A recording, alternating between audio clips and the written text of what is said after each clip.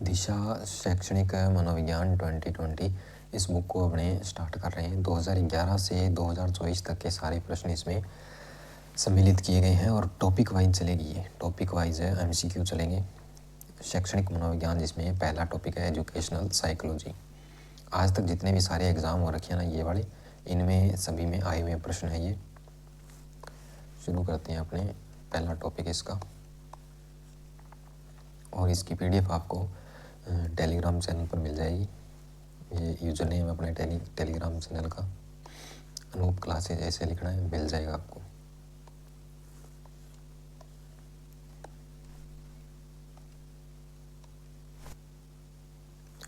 पहला प्रश्न है, साइकोलॉजी शब्द की उत्पत्ति किस भाषा से हुई है? साइकोलॉजी शब्द की उत्पत्ति किस भाषा से हुई है? तो ये साइको और लॉगस से मिलकर के बना है, और ये लैटिन वर्ड है, एक लैटिन भाषा का है। मनोविज्ञान शब्द की उत्पत्ति ग्रीक अथवा यूनानी भाषा, ग्रीक जिसे यूनानी कहते हैं, और या फिर लैटिन भाषा से हुआ है। लैटिन भाषा का एक शब्द है साइकोलॉजी, और उस साइकोलॉजी शब्द का निर्माण साइकोलॉगस से हुआ है।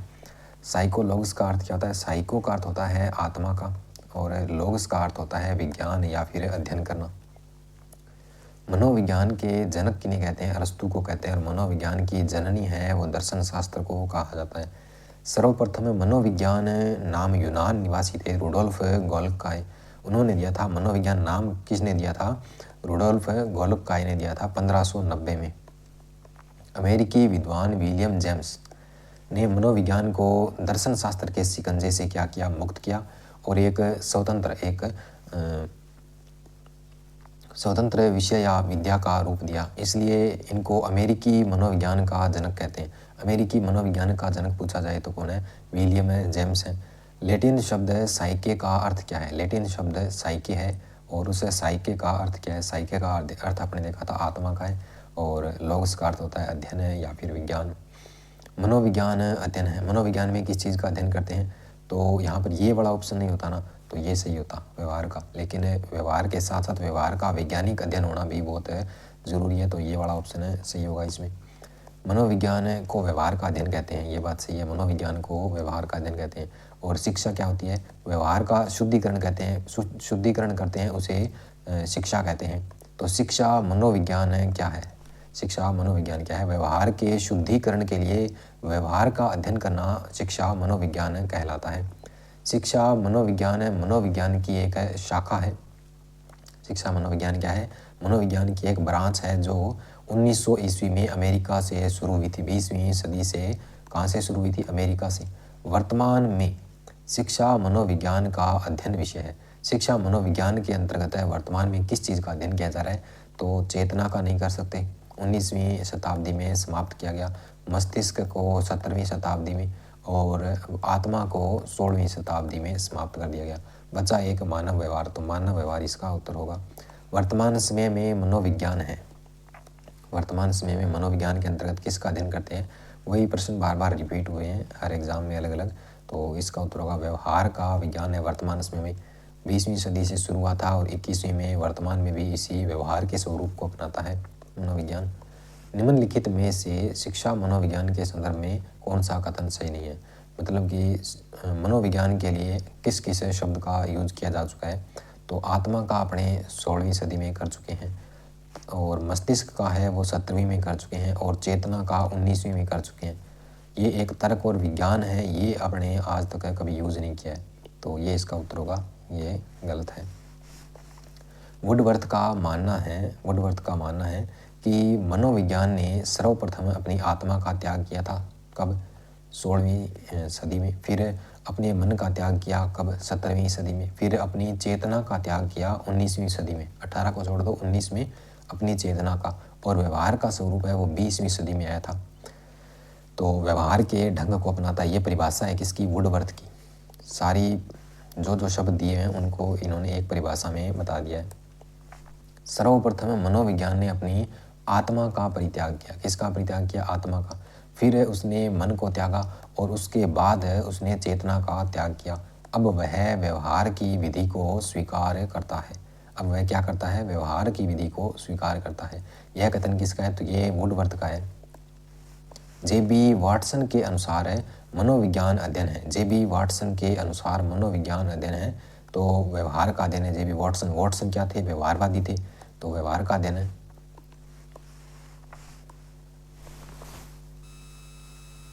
ये मनोविज्ञान की परिभाषाएं हैं कुछ।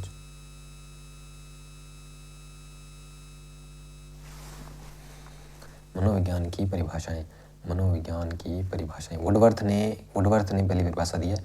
मनोविज्ञान व्यक्ति के पर्यावरण के संदर्भ में उसके क्रियाकलापों का वैज्ञानिक अध्ययन है। फिर वाटसन ने दिया है मनोविज्ञान व्यवहार का निश्चित और विशुद्ध विज्ञान। निश्चित और विशुद्ध विज्ञान लिखा हो तो वाटसन व्यवहार का, और मनोविज्ञान आचरण और व्यवहार, इन दोनों को साथ में दे रखा हो, आचरण और व्यवहार का यथार्थ विज्ञान, तो मैकडूगल की परिभाषा होगी वो। उसके बाद है मनोविज्ञान की विकास यात्रा और उसके समर्थक। किस काल में उसको क्या शब्द दिया गया, तो 16वीं सदी में आपने पढ़ा है कि आत्मा का विज्ञान कहा गया था। कहाँ किसने कहा था, अरस्तु ने कहा था, और उसके सहयोगी थे प्लेटो और डेकार्टे। फिर 17वीं सदी में मन अथवा मस्तिष्क का विज्ञान कहा था, पोम्पोनोजी ने कहा था, थॉमस रीड ने उनका समर्थन किया था। फिर 19वीं सदी में चेतना का विज्ञान किसने कहा था, William Wundt, Titchener, William James सली और वाइव्स, इन लोगों ने चेतना का विज्ञान कहा था। फिर 20वीं सदी में व्यवहार का विज्ञान कहा था वाटसन ने। वाटसन व्यवहारवादी था और उसका समर्थन किया था मैकडूगल, पिल्सबरी, थॉर्नडाइक और स्किनर, मुख्य थे वाटसन। 21वीं सदी में व्यवहार के विज्ञान को ही अपनाए हुए, आज तक व्यवहार का विज्ञान को ही अपना रखा है। मनोविज्ञान व्यवहार का शुद्ध विज्ञान है।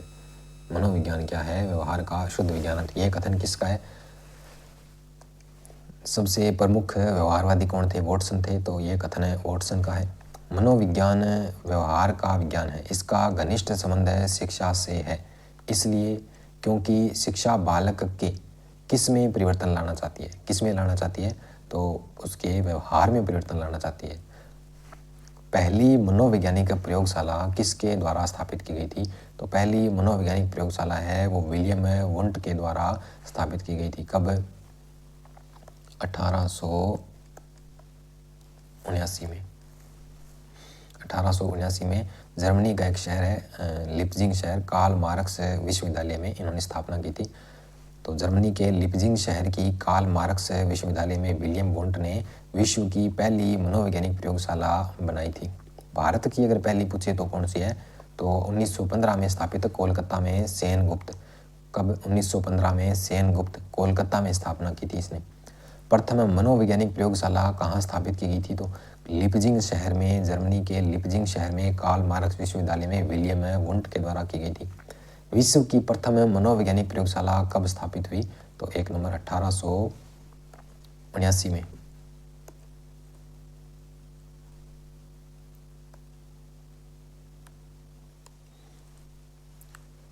जर्मनी के विलियम वुंट माने जाते हैं, जर्मनी के विलियम वुंट माने जाते हैं। किस चीज़ के लिए इनको याद किया जाता है विलियम वुंट को, तो विलियम वुंट ने क्या किया था, पहली मनोवैज्ञानिक प्रयोगशाला खोली थी।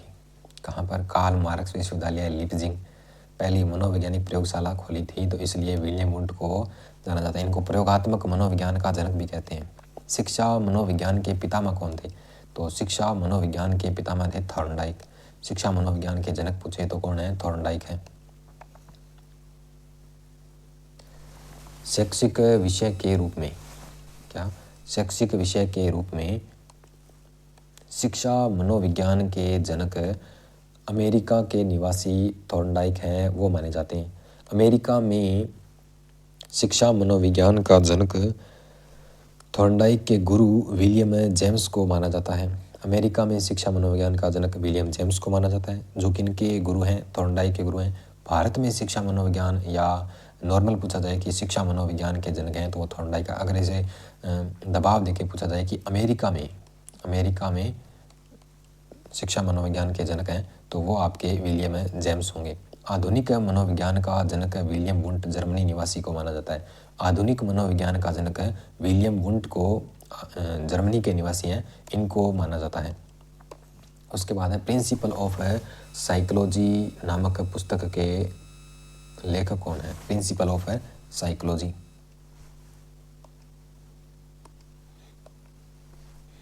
प्रिंसिपल ऑफ साइकोलॉजी नामक पुस्तक के लेखक कौन है? तो उसके हैं आपके विलियम जेम्स हैं, जो अमेरिकी शिक्षा मनोविज्ञान के जनक हैं। विलियम जेम्स का जन्म है वो न्यूयॉर्क के शहर है, अमेरिका का एक शहर है न्यूयॉर्क के एक धनी प्रतिभाशाली परिवार में हुआ था। विलियम जेम्स को प्रकार्यवाद का अग्रदूत माना जाता है। विलियम जेम्स को प्रकार्यवाद का अग्रदूत माना जाता है। शिक्षा मनोविज्ञान की वह शाखा है जो शिक्षण एवं सीखने से संबंधित है। शिक्षा मनोविज्ञान की वह शाखा है जो शिक्षण एवं सीखने से संबंधित है। यह कथन किसने दिया था? तो यह कथन स्किनर ने दिया था। किसने दिया था? स्किनर ने। स्किनर की परिभाषा है आगे, शिक्षा मनोविज्ञान की परिभाषाएं, उनमें पहली परिभाषा है स्किनर की, शिक्षा मनोविज्ञान की वह शाखा है जो अध्ययन एवं सीखने से संबंधित है। अध्ययन एवं सीखने, यह शब्द याद रखना है, तो ये आएगा तो वहाँ पर स्किनर होगा। शिक्षा मनोविज्ञान के अंतर्गत शिक्षा से संबंधित संपूर्ण व्यवहार और व्यक्तित्व आ जाता है, और शैक्षणिक परिस्थितियों में मानव व्यवहार का वैज्ञानिक अध्ययन ही शिक्षा मनोविज्ञान कहलाता है। ये स्किनर की परिभाषाएं हैं। पील महोदय ने एक सिंपल सी परिभाषा दी है। पील महोदय ने एक सिंपल सी परिभाषा दी है। शिक्षा मनोविज्ञान शिक्षा का विज्ञान है। शिक्षा मनोविज्ञान अध्यापकों को उनके अपने विद्यार्थियों के विकास को समझने, उनकी क्षमताओं की सीमाओं और विस्तार को जानने और उनके सीखने की प्रक्रियाओं से अवगत होने में सहायता करता है। ये पील महोदय की शिक्षा मनोविज्ञान की परिभाषा है। CHZ इन्होंने दी है कि जन्म से लेकर के परिपक्वावस्था तक के विकास क्रम में प्राणी के व्यवहार में जो जो परिवर्तन आते हैं ना, उनकी व्याख्या और विवेचन करने वाले जो विज्ञान है उसको शिक्षा मनोविज्ञान कहते हैं। CHZ ने जन्म से परिपक्वावस्था तक की बात की है। फिर है कोलसेनिक ने कहा है शिक्षा मनोविज्ञान के सिद्धांतों एवं परिणामों का शिक्षा के क्षेत्र में क्या है? अनुप्रयोग है। फिर क्रो की परिभाषा है। शिक्षा मनोविज्ञान व्यक्ति के जन्म से लेकर वृद्धावस्था तक के सीखने के अनुभवों का वर्णन तथा व्याख्या करता है। फिर स्टीफन की परिभाषा है। शिक्षा मनोविज्ञान शैक्षिक विकास का क्रमबद्ध और व्यवस्थित अध्ययन है। प्रोफेसर ट्रो ने परिभाषा दी है। शैक्षणिक परिस्थितियों का मनोवैज्ञानिक अध्ययन करना ही शिक्षा मनोविज्ञान कहलाता है। जेम्स ड्रेवर ने कहा है शिक्षा मनोविज्ञान की वह शाखा है जो शिक्षा में मनोवैज्ञानिक सिद्धांतों तथा खोजों के प्रयोग के साथ ही शिक्षा की समस्याओं के मनोवैज्ञानिक अध्ययन से संबंधित है। वुडवर्थ ने क्या कहा है? मनोविज्ञान वातावरण के संपर्क में होने वाले व्यक्ति के व्यवहारों का विज्ञान है। एलिस क्रो की भी परिभाषा है एक। शिक्षा मनोविज्ञान वैज्ञानिक विधि से प्राप्त किए जाने वाले मानव प्रतिक्रियाओं के उन सिद्धांतों को प्रस्तुत करता है जो शिक्षण और अधिगम को प्रभावित करते हैं। उसके बाद प्रश्न है ये इनसे संबंधित परिभाषाओं से संबंधित। पहला प्रश्न है शिक्षा मनोविज्ञान के अंतर्गत शिक्षा से संबंधित संपूर्ण व्यवहार और व्यक्तित्व आ जाता है। संपूर्ण और व्यवहार और व्यक्तित्व की बात की है स्किनर ने। उसके बाद है किसके अनुसार शिक्षा मनोविज्ञान व्यक्ति के जन्म से लेकर वृद्धावस्था तक सीखने से संबंधित संबंधित अनुभवों की व्याख्या और वर्णन करता है। तो ये क्रो ने कहा था। शिक्षा मनोविज्ञान शैक्षणिक परिस्थितियों के मनोवैज्ञानिक पक्षों का अध्ययन है।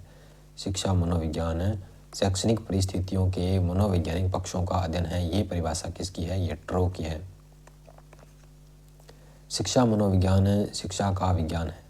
ये सिंपल सी परिभाषा है। ये पील की है। किसकी है? पील की। यह किसने कहा है कि शिक्षा मनोविज्ञान शैक्षिक अभिवृद्धि एवं विकास का व्यवस्थित अध्ययन है? यह किसने कहा है कि शिक्षा मनोविज्ञान शैक्षिक अभिवृद्धि एवं विकास का व्यवस्थित अध्ययन है? तो ये J.S. स्टीफन ने कहा है। J.S. स्टीफन है वो व्यवस्थित अध्ययन की बात करेगा। अभिवृद्धि एवं विकास का व्यवस्थित अध्ययन है स्टीफन।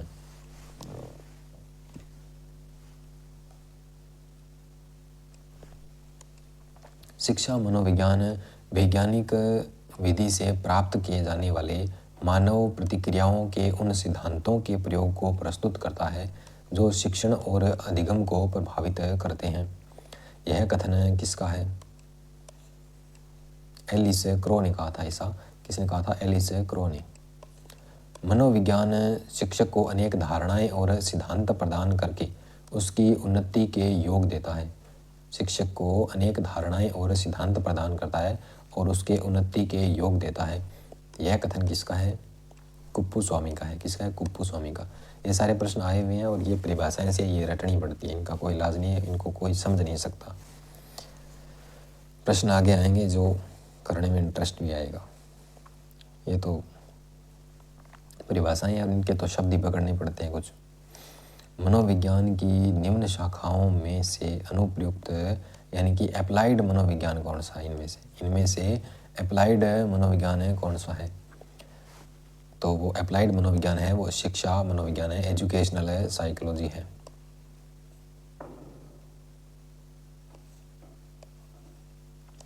मनोविज्ञान का क्षेत्र। मनोविज्ञान का क्षेत्र। मनोविज्ञान की दो प्रमुख शाखाएं हैं। एक तो मौलिक मूलभूत सैद्धांतिक या शुद्ध मनोविज्ञान कहते हैं, दूसरी है व्यवहारिक अनुप्रयुक्त मनोविज्ञान जिसे अप्लाइड साइंस कहते हैं। जैसे शिक्षा मनोविज्ञान है वो अप्लाइड साइंस में आता है, शिक्षा मनोविज्ञान अप्लाइड साइंस में आता है। और पहला है मौलिक मूलभूत सैद्धांतिक या प्योर साइकोलॉजी है मनोविज्ञान। इसके अंतर्गत मनोविज्ञान के अध्ययन से संबंधित सिद्धांतों का प्रतिपादन किया जाता है। तो इसमें कौन कौन से शामिल है? तो पहला है सामान्य मनोविज्ञान। पहला कौन सा है? सामान्य मनोविज्ञान।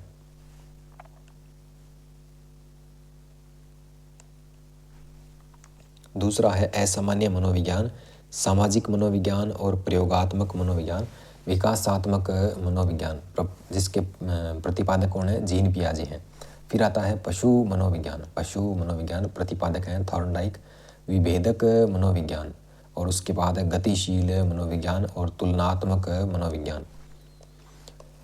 व्यवहारिक अनुप्रयुक्त या अप्लाइड साइंस है, अप्लाइड साइकोलॉजी है, उसमें आते हैं। इसमें मनोवैज्ञानिक नियमों, सिद्धांतों और क्रियात्मक रूप से व्यवहार में लाने की चेष्टा की जाती है। इसमें क्या होता है? मनोवैज्ञानिक जो भी नियम होते हैं उन सिद्धांतों को क्रियात्मक रूप से यानी कि प्रैक्टिकली व्यवहार में लाने की चेष्टा की जाती है। शिक्षा मनोविज्ञान इसी व्यवहारात्मक पहलू से संबंधित है। शिक्षा मनोविज्ञान क्या है? इसी व्यवहारात्मक पहलू से संबंधित है। और अप्लाइड साइंस में आप क्या आते हैं? अप्लाइड साइकोलॉजी में आते हैं। नैदानिक एवं चिकित्सा मनोविज्ञान है वो इसमें आता है। कोई चीज़ का उपचार करते हैं या डॉक्टर से संबंधित साइकोलॉजी है वो इसमें आती है। फिर औद्योगिक मनोविज्ञान है वो भी आपका एक क्रियात्मक रूप में है, तो वो भी अप्लाइड साइंस में आता है। बाल मनोविज्ञान है वो भी अप्लाइड साइकोलॉजी में आता है। विद्यालय मनोविज्ञान है वो भी अप्लाइड साइकोलॉजी में।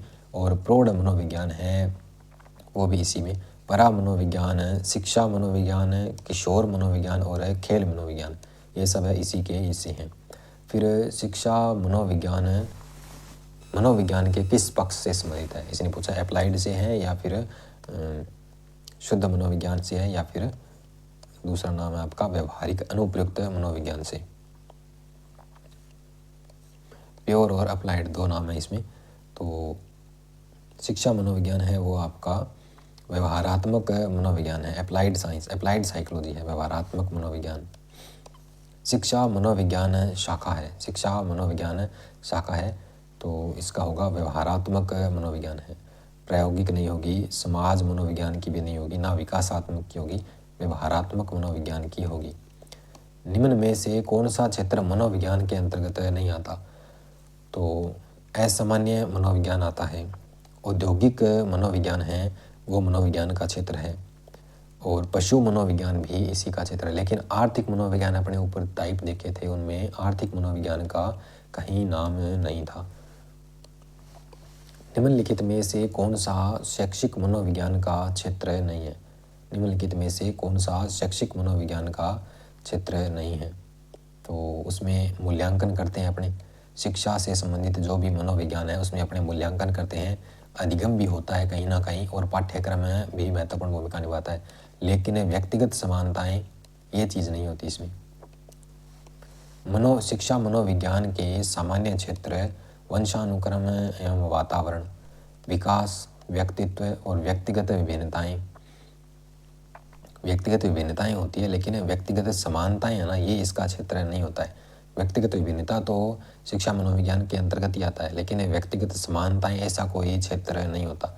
अधिगम प्रक्रिया भी शिक्षा मनोविज्ञान के सामान्य क्षेत्रों में आती है और पाठ्यचर्या भी आती है, उसका निर्माण और विकास भी इसी में आता है।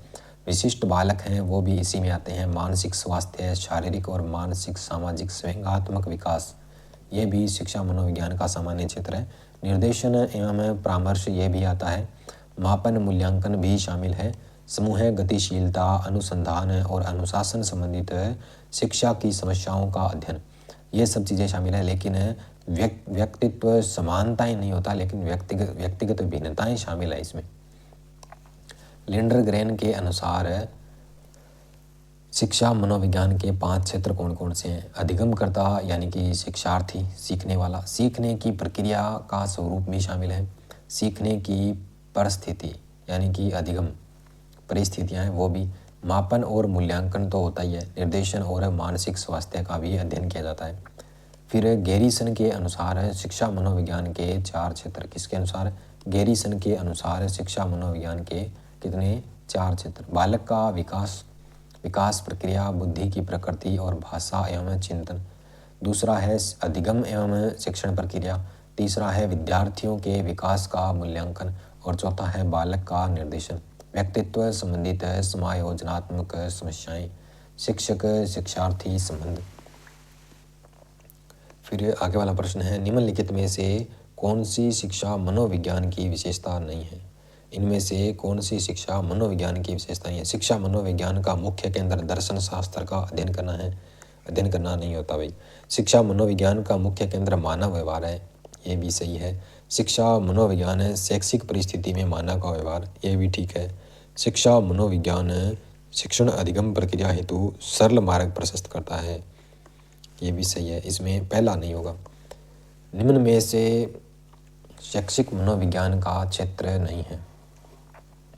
सीखने की प्रक्रिया है, मापन और मूल्यांकन है, पाठ्यक्रम का निर्माण है, लेकिन खेलों का प्रशिक्षण शैक्षिक मनोविज्ञान का क्षेत्र नहीं है। लिंडरग्रेन के अनुसार शिक्षा मनोविज्ञान का नाभीय केंद्रीय क्षेत्र नहीं है।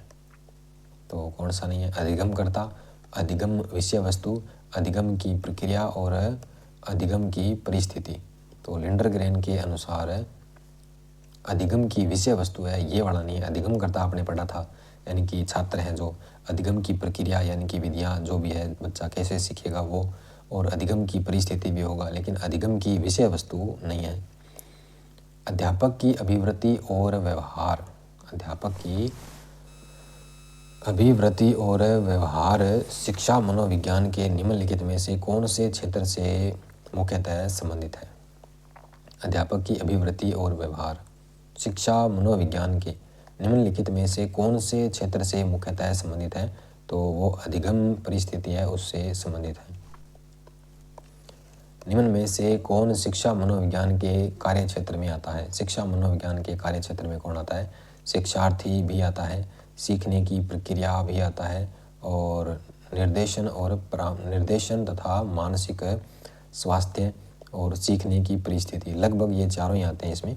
तो शिक्षार्थी भी होगा, सीखने की प्रक्रिया होगी, सीखने की परिस्थिति भी होगी, और निर्देशन तथा मानसिक स्वास्थ्य भी होगा। शिक्षा मनोविज्ञान का संबंध है, शिक्षक से भी है, शिक्षण से भी है, कक्ष का वातावरण और विद्यार्थी सभी से है। ये चारों का संबंध शिक्षा मनोविज्ञान से है। शिक्षा मनोविज्ञान संबंधित है अधिगमकर्ता से, अधिगम की प्रक्रिया से, अधिगम की स्थितियों से, उपयुक्त सभी होगा। शैक्षिक मनोविज्ञान के प्रमुख क्षेत्र में सम्मिलित है। शिक्षा मनोविज्ञान है, उसके क्षेत्र में कौन कौन शामिल है? तो समाज तो नहीं है। अधिगम करने वाला यानी कि छात्र, अधिगम की प्रक्रिया क्या प्रक्रिया है वो, और अधिगम की स्थिति ये भी है, लेकिन समाज शैक्षिक मनोविज्ञान का प्रमुख क्षेत्र नहीं है। निम्नलिखित में से कौन सा शिक्षा मनोविज्ञान के अध्ययन के क्षेत्र के अंतर्गत नहीं आता? शिक्षा मनोविज्ञान के अध्ययन क्षेत्र के अंतर्गत तो वंशानुक्रम एवं वातावरण आता है, व्यक्तिगत भिन्नता आती है, अधिगम प्रक्रिया भी प्रभावित होती है, अधिगम प्रक्रिया भी होती है, लेकिन पारेंद्रिय ज्ञान है ये वाला नहीं आता। व्यक्तिगत भिन्नता, अधिगम प्रक्रिया और वंशानुक्रम और वातावरण, इन सब का तो शिक्षा मनोविज्ञान से संबंध है, लेकिन पारेंद्रिय ज्ञान का कोई संबंध नहीं है। परा मनोविज्ञान कहते हैं जिसे। परा मनोविज्ञान अर्थात पुनर्जन्म, टेलीपैथी जैसे अतीन्द्रिय व्यवहारों का अध्ययन किया जाता है, जो शिक्षा मनोविज्ञान के क्षेत्र के अंतर्गत नहीं आता है भाई। शिक्षा मनोविज्ञान के क्षेत्र में, शिक्षा मनोविज्ञान के क्षेत्र के संदर्भ में निम्नलिखित में से कौन सा कथन सर्वाधिक उपयुक्त है? इसका क्षेत्र सामान्य मनोविज्ञान की तुलना में व्यापक है, इसका क्षेत्र सामान्य मनोविज्ञान की तुलना में सीमित है, और इसका क्षेत्र सामान्य मनोविज्ञान के बराबर है, और इसका क्षेत्र सामान्य मनोविज्ञान की तुलना में व्यापक और कभी सीमित है तो कभी व्यापक है। तो इसका क्षेत्र सामान्य मनोविज्ञान की तुलना में सीमित है, ये वाला होगा। शिक्षा मनोविज्ञान तो एक हिस्सा है मनोविज्ञान का, तो सीमित ही होगा।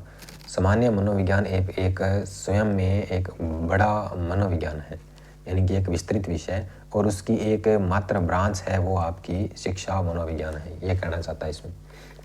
संप्रत्यय निर्माण शिक्षा मनोविज्ञान के किस घटक से संबंधित है?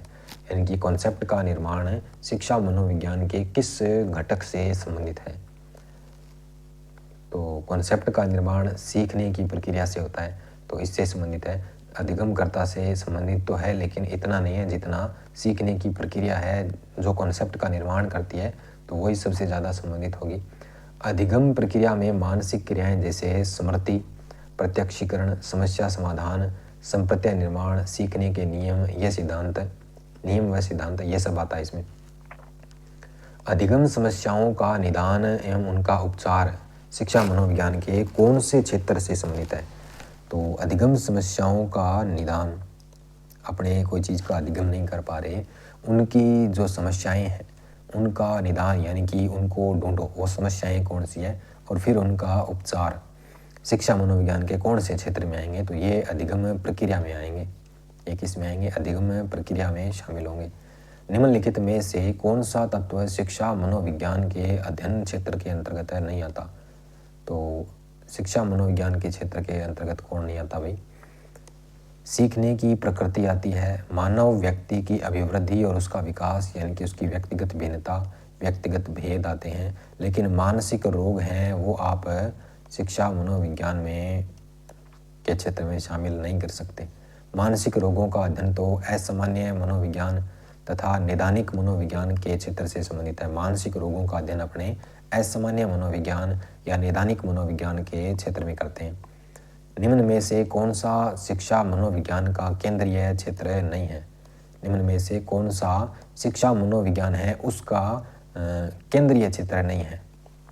सीखने की स्थिति है, सीखने वाला यानी कि अधिगम करता है, अधिगम की स्थिति है, अधिगम की प्रक्रिया है, लेकिन अधिगम का स्टेटस वो इस चीज़ में नहीं आता है। मनोविज्ञान का केंद्रीय क्षेत्र है नहीं है ये। शिक्षा मनोविज्ञान के केंद्रीय क्षेत्र में अधिगमकर्ता, अधिगम प्रक्रिया और अधिगम परिस्थिति, ये तीन ही चीजें शामिल होती है। निम्नलिखित में से कौन सा शिक्षा मनोविज्ञान का केंद्रीय क्षेत्र है? तो प्रबंधन, समुदाय, मापन, ये तीनों तो नहीं होंगे, लेकिन अधिगम की प्रक्रिया है ये आपका शिक्षा मनोविज्ञान का केंद्रीय क्षेत्र है। निम्न में से कौन सा कथन शिक्षा मनोविज्ञान के संदर्भ में सर्वाधिक उपयुक्त है? कौन सा कथन शिक्षा मनोविज्ञान के संदर्भ में सर्वाधिक उपयुक्त है? तो यह शिक्षण अधिगम एवं अधिगमकर्ता का अध्ययन है। मनोरोगों का अध्ययन तो असामान्य मनोविज्ञान में करते हैं, बुद्धि परीक्षण भी नहीं होता, संज्ञानात्मक प्रक्रियाओं का अध्ययन भी इसमें नहीं होता। शिक्षा मनोविज्ञान में शिक्षण, अधिगम और अधिगमकर्ता के अध्ययन किया जाता है। अधिगमकर्ता और अधिगम प्रक्रिया को प्रभावित करने वाले कारक। अधिगमकर्ता और अधिगम प्रक्रिया है, उसको प्रभावित करने वाले कारक। यह शिक्षा मनोविज्ञान के कौन से केंद्रीय क्षेत्र से मुख्यतः संबंधित है? तो अधिगम की परिस्थितियों से संबंधित है। ये किससे संबंधित है? अधिगम की परिस्थितियों से संबंधित है। निम्न में से कौन से विकल्प का अध्ययन शिक्षा मनोविज्ञान में किया जाता है? कौन सा है जिसका अध्ययन अपने शिक्षा मनोविज्ञान में करते हैं? कौन से में? शिक्षा में, एजुकेशनल साइकोलॉजी में करते हैं। तो जाति, बुद्धि, रुचि ये तो नहीं होता। लिंग, आत्म प्रत्यय, बुद्धि, अभिप्रेरणा इनका भी नहीं होता, और ये भी नहीं होता। आत्म प्रत्यय यानी कि सेल्फ का कॉन्सेप्ट, और फिर बुद्धि, फिर रुचि और अभिप्रेरणा, इन सब का अध्ययन अपने शिक्षा मनोविज्ञान के अंतर्गत करते हैं। जाति, लिंग, शारीरिक संरचना इनका अध्ययन शिक्षा मनोविज्ञान के अंतर्गत नहीं होता है। अतः विकल्प 2 वाला जो सही है। विकल्प 2 में आत्म प्रत्यय, बुद्धि, रुचि और अभिप्रेरणा इनका अध्ययन शिक्षा मनोविज्ञान में किया जाता है। निम्नलिखित में से कौन सा शिक्षा मनोविज्ञान की प्रकृति को सबसे उपयुक्त रूप से प्रदर्शित करता है? निम्न में से कौन सा शिक्षा मनोविज्ञान की प्रकृति को सबसे उपयुक्त रूप से प्रदर्शित करता है? तो वो आपका धनात्मक विज्ञान और व्यवहारात्मक विज्ञान है। कौन सा? 1 और 3 है, धनात्मक विज्ञान और व्यवहारात्मक विज्ञान। नियामक विज्ञान तो नहीं होता। ये शिक्षा मनोविज्ञान की प्रकृति नियामक विज्ञान नहीं होता, धनात्मक होती है और व्यवहारगत भी होती है। शिक्षा मनोविज्ञान की प्रकृति वैज्ञानिक। शिक्षा मनोविज्ञान की प्रकृति है वो वैज्ञानिक भी होती है। मनोविज्ञान के सिद्धांत निश्चित हैं, अतः भविष्यवाणी संभव है। यह कार्य कारण संबंधों की व्याख्या करता है। इसमें वैज्ञानिक विधियों का प्रयोग किया जाता है। इसमें कौन सी विधियों का? वैज्ञानिक विधियों का प्रयोग करते हैं, और यह निरीक्षण एवं तथ्यों पर आधारित है। ये किस पर आधारित है? निरीक्षण और तथ्यों पर आधारित है। व्यवहारिक विज्ञान, इसमें व्यवहार केंद्र बिंदु है। एक तो ये वैज्ञानिक है, दूसरी ये व्यवहारिक है। शिक्षा मनोविज्ञान की प्रकृति में व्यवहारिक विज्ञान भी है, इसमें व्यवहार केंद्र बिंदु है। फिर है अनुप्रयुक्त विज्ञान। शिक्षा मनोविज्ञान पहले पढ़ चुके हैं कि अप्लाइड साइंस है, अप्लाइड साइकोलॉजी है। अनुप्रयुक्त विज्ञान अप्लाइड साइंस है, अर्थात भावी जीवन में उपयोगी भी है ये। फिर सामाजिक विज्ञान भी है। शिक्षा मनोविज्ञान क्या है? एक सामाजिक विज्ञान भी है। इसके नियम समाज पर लागू कर सकते हैं अपने। फिर ये विकासशील भी है। इसमें निरंतर नए अन्वेषण और नए परिवर्तन और अनुसंधान होते रहते हैं। फिर विधेयात्मक या धनात्मक अथवा सकारात्मक विज्ञान भी कहते हैं इसे।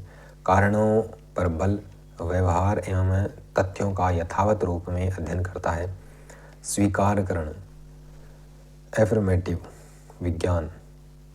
मानव व्यवहार की व्याख्या करना और वैज्ञानिक विधियों के प्रयोग पर बल देना यह चाहिए। नियामक मानकीय विज्ञान में प्रयुक्त शब्द के स्थान पर है शब्द का प्रयोग करता है। यह चाहिए के स्थान पर है शब्द का प्रयोग करता है। स्वीकारात्मक है ये। प्रयोगात्मक विज्ञान भी है। शिक्षा मनोविज्ञान की प्रकृति कैसी है? प्रयोगात्मक मनोविज्ञान है, प्रैक्टिकल है, साइंस है ये। अध्यापक द्वारा प्रत्येक स्तर पर प्रयोग किया जाता है। विशिष्ट स्पेसिफिक विज्ञान भी है ये। व्यवहार के तथ्यों तथा सिद्धांतों का अध्ययन करता है जिनका शिक्षण व सीखने में महत्व है। अकादमिक विषय एकेडमिक डिसिप्लिन, इसमें शिक्षार्थी का व्यवहार, सूचना, सिद्धांत एवं विधियाँ शामिल हैं। शिक्षात्मक विज्ञान यह शिक्षा प्रदान करता है। शिक्षा मनोविज्ञान है, यह शिक्षा प्रदान करता है। शिक्षण व अधिगम से संबंधित विज्ञान है।